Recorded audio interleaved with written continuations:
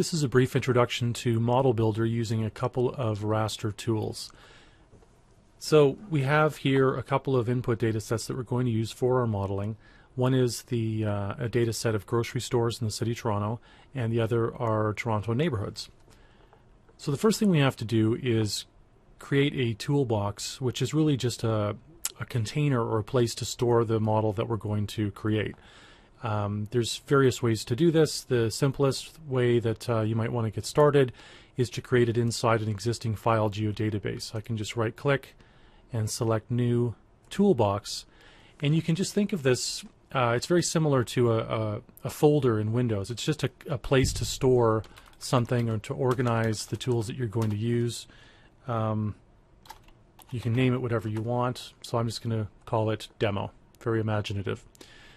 Now that we have our demo toolbox, which like I said is just a container, and right now there's nothing in it, we can right click inside or on the demo toolbox and select New Model. And this will bring up the model window, which is, I like to think of it as a blank canvas or a place to get started to create a new model. And one of the nice things about this is that you can drag and drop data sets and tools onto this in order to start building your model really quickly and easily. If I drag grocery onto there, it automatically now recognizes that as a data set that can be used as an input for modeling. I can then go here to the Spatial Analyst tool set, and under distance we have a tool called Euclidean distance, and if I drag that onto the Model Builder window, you'll see that it has now created a tool for Euclidean distance to be used in the model, but it's not filled in with a color yet, which means that it does not yet know what data sets to use as input or what parameters have been set for it. We can easily do this by connecting a line from grocery to Euclidean distance and specifying that we're going to use that as an input raster. And then we just, and you'll notice, by the way, that it's already filled in because now it knows what input data set to use. And now we can just double click on the Euclidean distance tool, and this will bring up exactly the same dialog box that you would get if you were using the Euclidean distance without ModelBuilder, just doing it interactively using one tool at a time. So it's automatically selected grocery as the input because I connected grocery to that tool, and it's automatically created an output. I can change the name for this if I want. It's automatically created a short version of Euclidean distance grocery 1. I'm not going to specify a maximum distance. In other words, I want it to go out to wherever it thinks is best, and I can specify an input cell size. My data sets are in UTM, which means that they are using meters as coordinates, so the output cell size is also in meters, and I can specify this to be whatever I want. Let's say I'm going to make it 25 meters. I'm not going to specify an output direction raster. It's not really needed or useful for this particular type of analysis.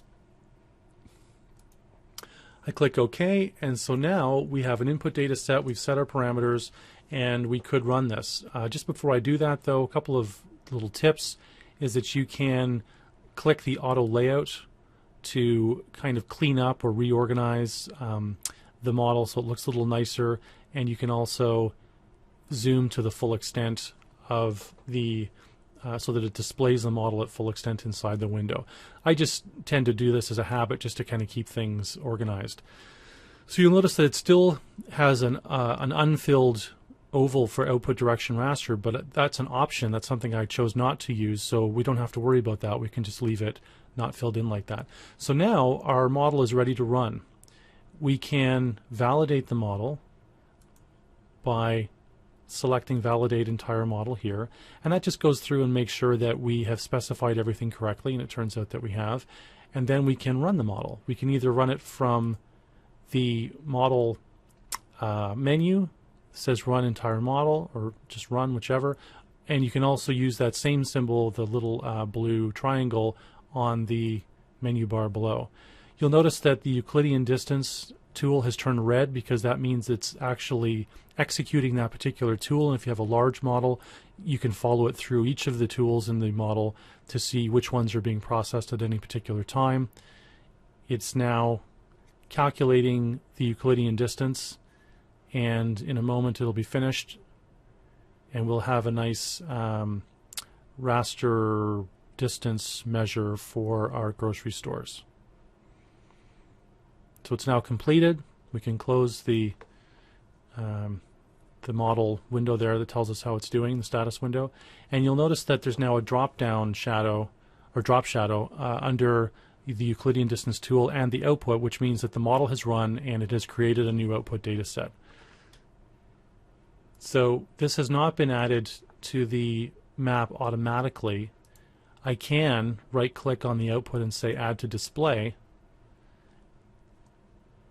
and so now we have our output added to our map. So if we, let's see, turn off our neighborhoods for a moment, now we can see the grocery stores and the distances away from them. Now this has just been classified for the sake of symbology automatically, but we actually have a range of distances, one for each cell, calculated away from each of these points.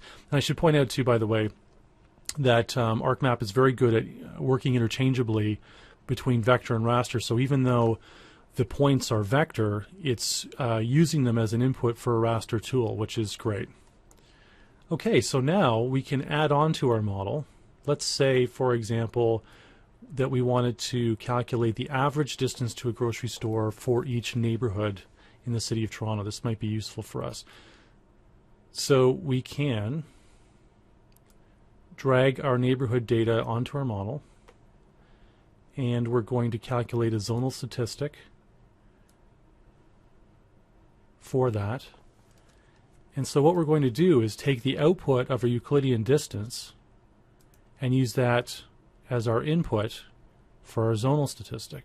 So we'll tell it that it's going to be an input value raster, and we're also going to use the neighborhoods for our zonal statistic to specify those as the zones that will be used.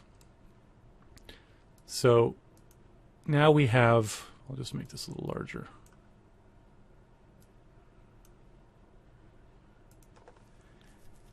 We've built on our model very easily. You can see the result of that there.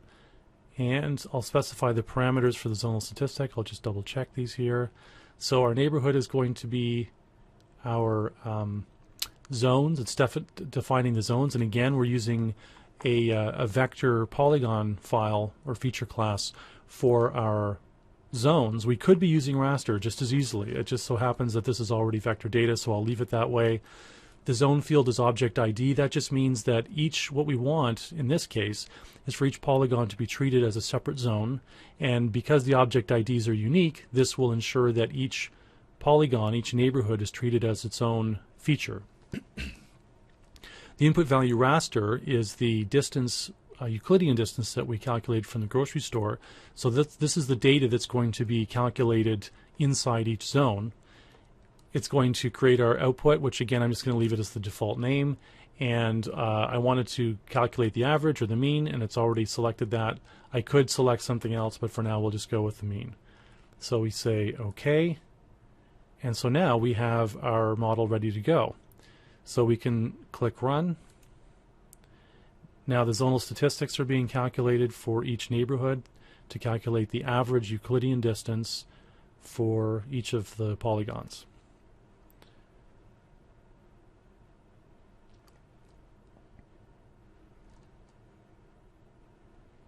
It's just wrapping up here, and it's been completed. Now we can close that. You see we have a drop shadow here for zonal statistics, and if we look at, we'll add this to the display, and now if we look at our result, this is the average distance for each of the neighborhoods. Now this is a raster function, the zonal statistic, so let's just make it something a little more colorful so it's easier to see. Let's take something like this just for kicks, and we will invert that. And so now you can see that the areas in blue are have an average distance that's close to a grocery store or low average distance. And as the colors get warmer towards the yellows, greens, yellows, and reds, you're getting a higher average distance. So this might be used for accessibility or some other type of analysis. So that's basically it. That's a way of being able to build a model. You create a toolbox, you put a model inside of it, you can drag and drop tools and functions, you specify the parameters, connect them up, and away you go. If we wanted to, we could rerun this model, we could change the parameters, run it again, but I think that's worked pretty well. So hopefully this gives you a brief overview of how Model Builder works, and you can give it a try on your own.